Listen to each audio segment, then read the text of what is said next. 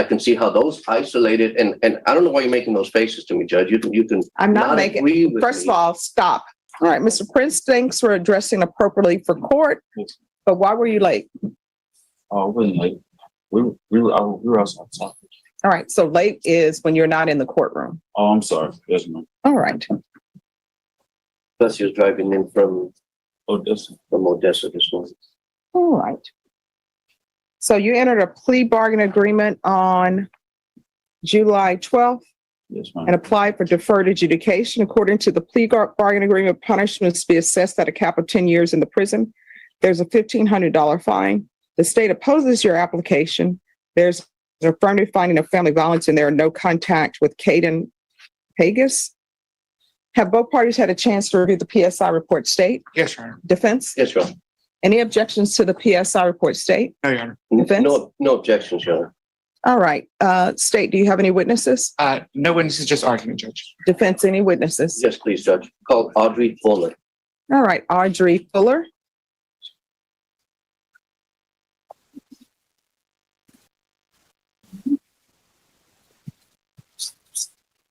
All right. State your name for the record. Audrey Fuller. All right. Defense? Thank you, Judge. Ms. Fuller, how are you related to Zachary Prince? I'm his mother. And you could face forward Oh, so that okay. she can hear you better. I'm his mother. I heard, we spoke before court this morning, correct? Yes. And you referred to Zachary by another name? Devontae, that's his middle name. Okay, so if you talk about a Devontae here, you mean Zach, Yes. Zach Prince. How are you employed, Ms. Fuller? I'm a 100% disabled veteran. I don't work. So you served in the military? Yes. And I think that's reflected in the pre-sentence report. During Zach's childhood and growing up, you were in the military? Yes. What branch? Army. And that was throughout the time that Zach lived with you as a child and before he moved out? Yes, sir. How was Zachary as a child? He was a sweet, happy child. He was very loving. He is very loving. And what about in his older years, like high school years and teenage years? He didn't change. He's always been a sweet kid. I always loved him, very protective. Any behavioral issues with him? No, Was he respectful with you? he's always been respectful with me. Any issues in high school, getting into trouble or anything like that? No. You have, you know what he's charged with and what he pled to in this case. Yes, sir. What are your feelings about that you would like the judge to know? I don't know. Well, I'd like to ask the questions, Okay. answer the questions first. Well, with my wholeheartedly, I believe that my son did not do this. And by not doing it, you know the facts of where the That baby the was. baby, yes. Yeah, you have to let me finish before you speak because she's taking everything down. That he left the child in the bathtub and the child was burned with water, correct? Yes, sir. But you know he did that. So at the very minimum, he was neglectful for not Yes. keeping an eye on the child after he left it in the bathtub, Yes. right? How many children does Zachary have? Yeah. And what are their ages? Do you know? Yes. 11, 10, 7, 6, 4. Does he spend much time with his children? He works out of town, but whenever he's home, he always gets them. He had them this weekend at my house.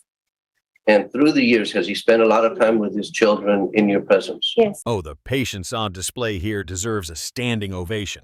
Honestly, watching someone try to wrestle common sense out of this circus is like watching a teacher calmly explain the alphabet to a room full of toddlers who insist the letter Z is a conspiracy. The judge isn't just holding court. They're basically babysitting grown adults who think whining counts as a legal strategy.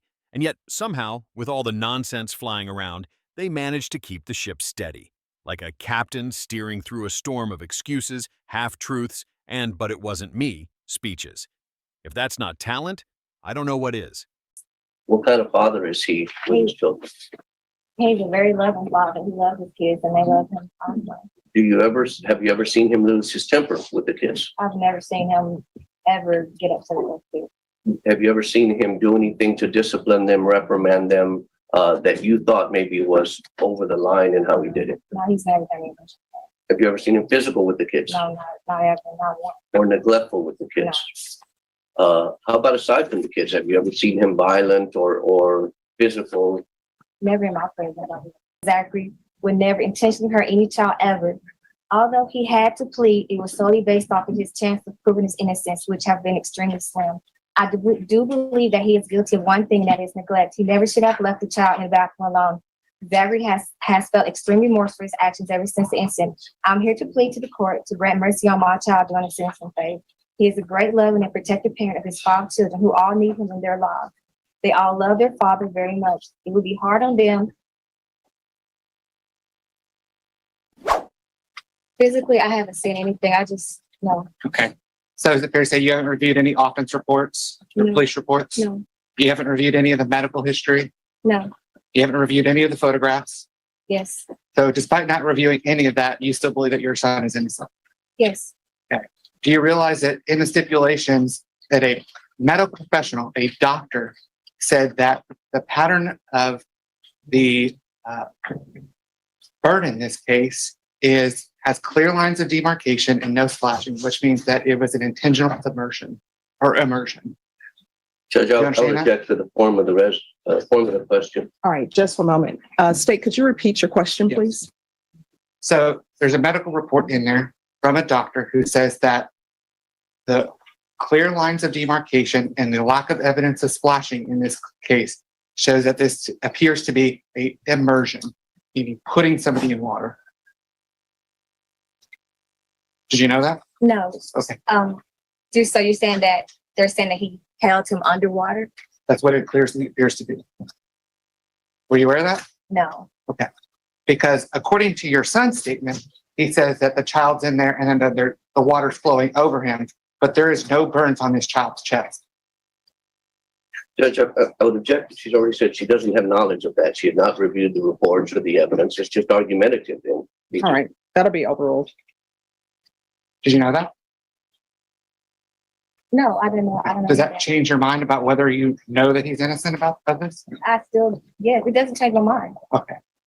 So regardless of what you hear, you know that your son's innocent. Yes, because his way I know him, that Devontae, he's never hurt a child ever. I've never seen him hurt. We have 50 kids in our family, young kids, and he always takes care of these kids. He's never seen him. I've never ever seen him do anything out of line, touch them, hit them, yell at them, anything. And he's 30, and if we have them all ages, and he's never done this. So for him to do something like this, that's not a character.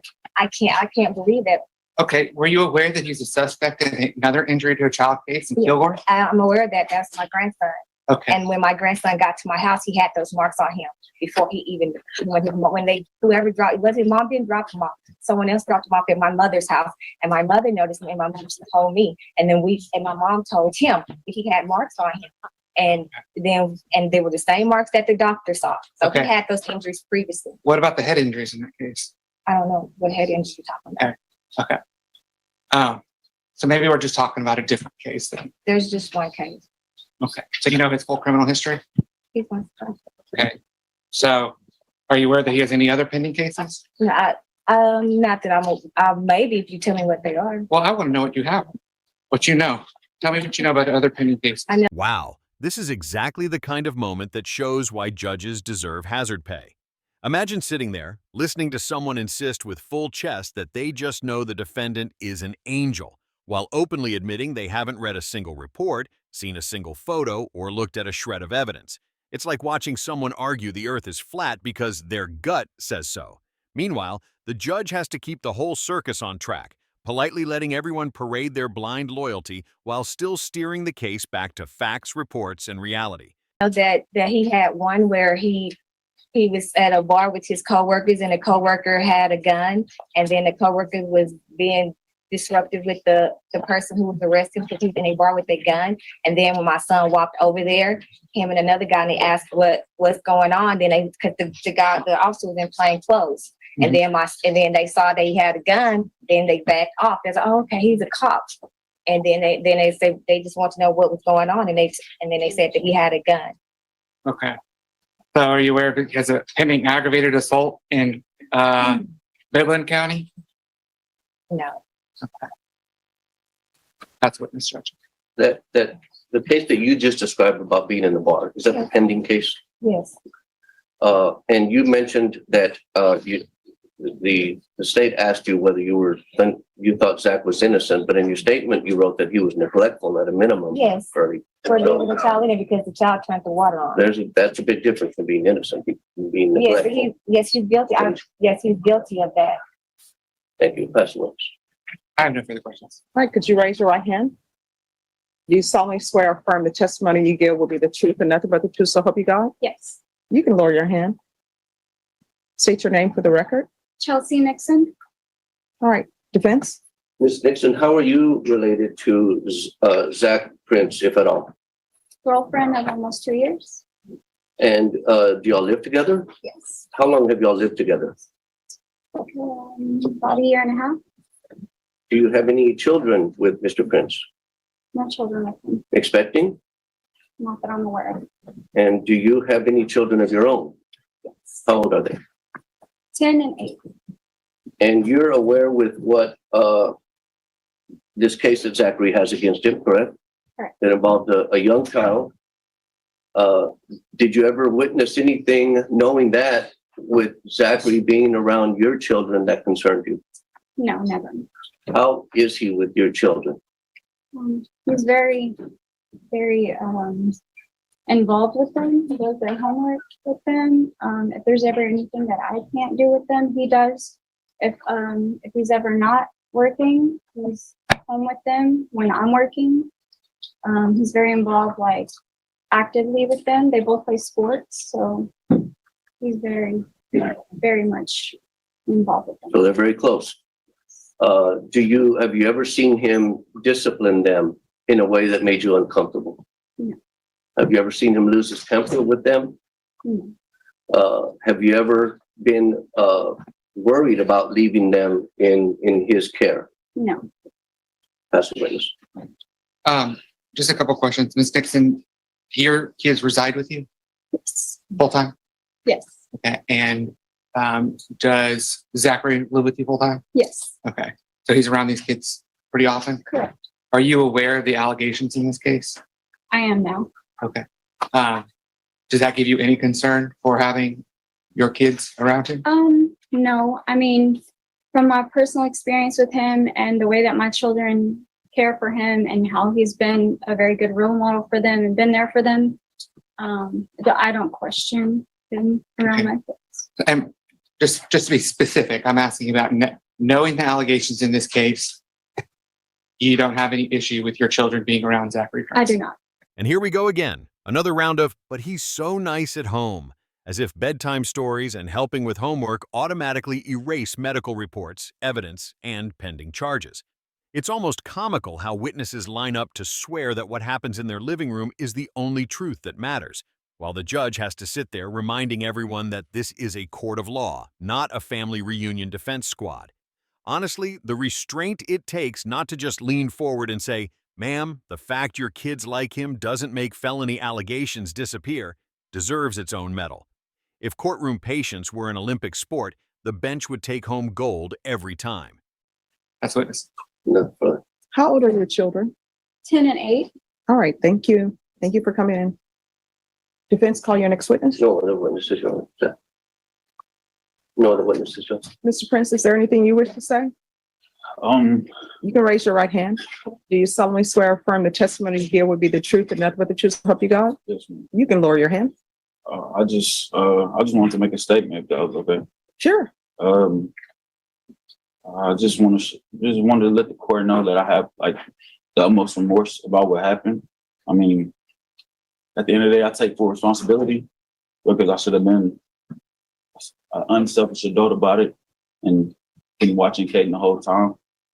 And I understand the allegations against me, and whatever the court decides, I'm 100% with it. But I mean, if the probation is on the table, which I heard is slim, but if it is on the table, there won't be any problems out of me. And I think that'll be the best option for me, my children and my family, because I'm like a real staple and pillar within my family. That's all I got. All right. So have you seen the photos in this case? Yes, ma'am. I was there at the hospital when he was bandaged up and everything. All right. So I'm looking at the photos, and there are extensive burns to his bottom, Mhm. and then there's extensive burns to his chest. I don't understand your story because it doesn't seem to be consistent with the photos and the information that the court has reviewed. And I will tell you, even though Judge Angelini is the judge that took this plea, I read over all of the PSI reports and I reread all the stipulations.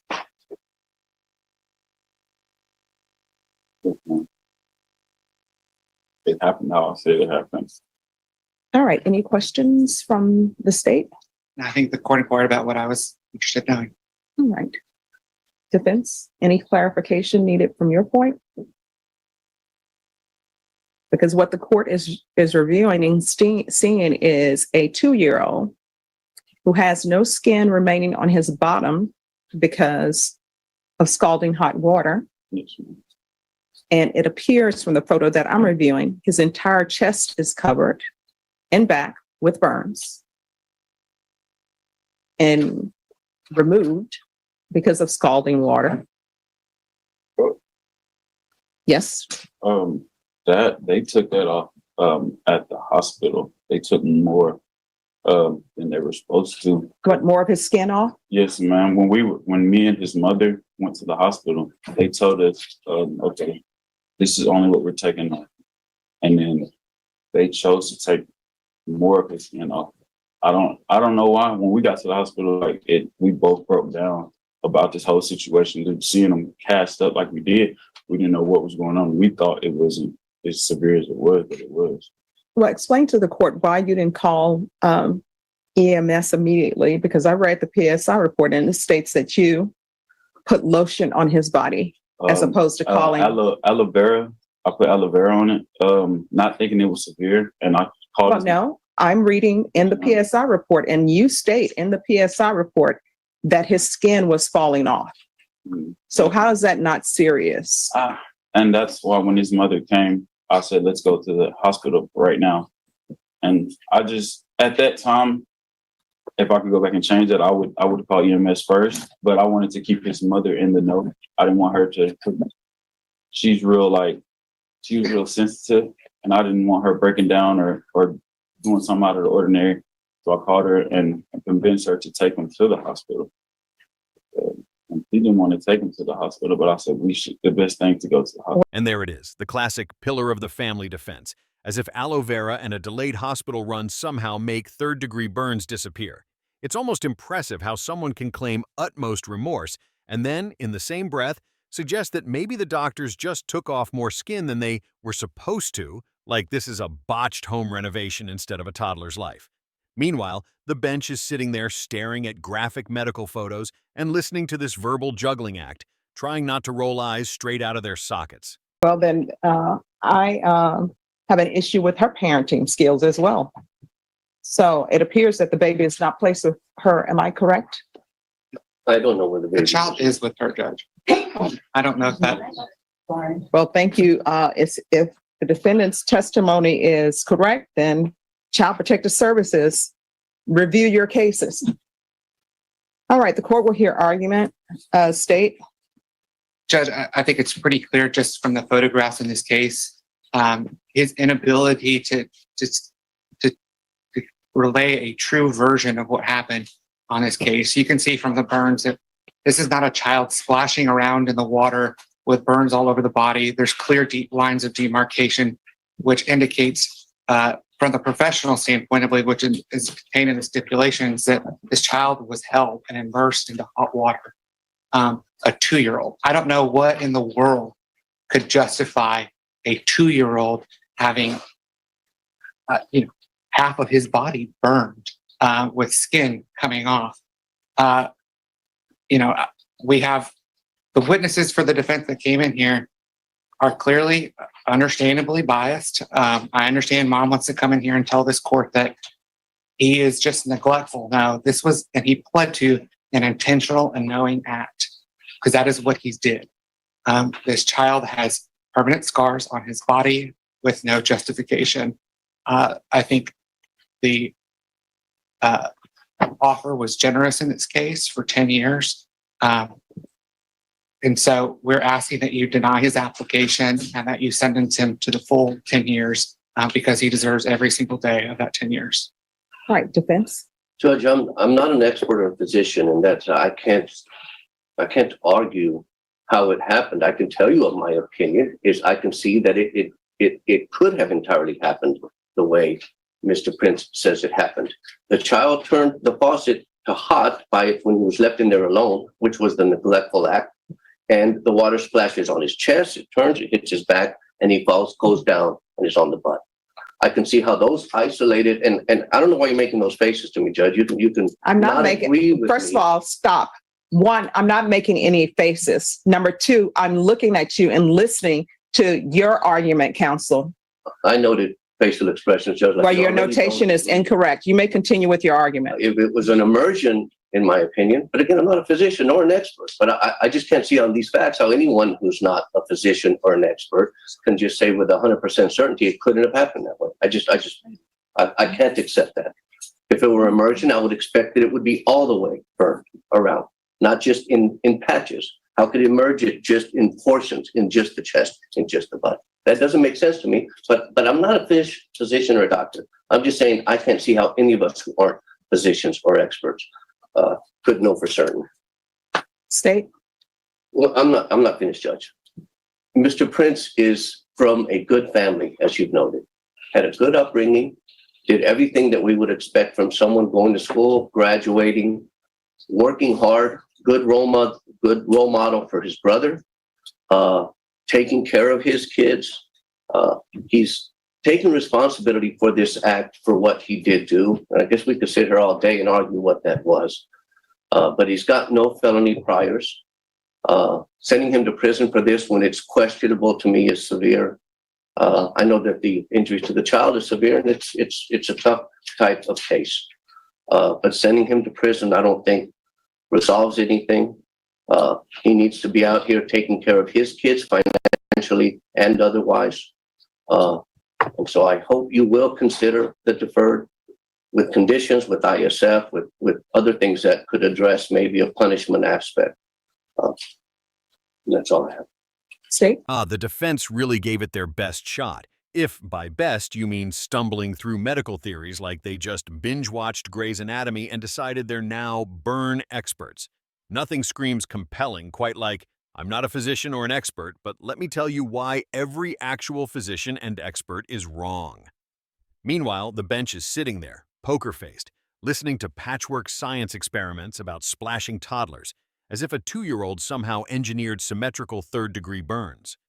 Just briefly, Judge, I know Mr. McCrum's not an expert. I'm not an expert. The court is not an expert, but there is an expert opinion contained within the stipulations, and that's what the state is relying on, because this 2-year-old can't tell anybody what happened to them. We have to rely on the experts in this case, which is clear, which is contained in the stipulations that this was an immersion case. And so, again, we're asking that you deny his application and sentence him to the full 10 years. All right. Anything else, counsel? All right. After reviewing the stipulation and reviewing all of the evidence, and Mr. Prince, the court has listened to the witness's testimony, and I always appreciate when witnesses come in because they give me a more global view of a person that's standing before me than just what's in the PSI report. All right, the court is going to deny your application, find you guilty. There's an affirmative finding of family violence. There's to be no contact with Caden Pegas. There's a $1,500 fine, time and money to run concurrent. Give you credit for any time served, and the court will sentence you to 10 years in the prison. Showing you what's entitled Trial Court Certification of Defendant's Rights to Appeal. Have you reviewed that document with your attorney? Did you understand it and did you sign it? Because this is a plea bargain agreement, because I followed your plea bargain agreement, and because you waive your right to appeal, you do not have the court's permission to appeal. Because this is an affirmative finding of family violence, and also because this is a felony conviction, you're not allowed to own or possess any weapons or ammunition. If you have a question over what a weapon or ammunition is, you'll need to speak to an attorney. Do you understand? All right, good luck to you, Mr. Prince. Judge, this is a case with respect to impact on Zoom. I believe that they're in. There's no one in Zoom. There isn't? Mm-mm. She told me she was in the waiting room. There's absolutely no one in the way. And there it is, the gavel drop moment. After all the defense's mental gymnastics but what if the water splashed just right? Theories. The ruling came down like a cold hammer of reality.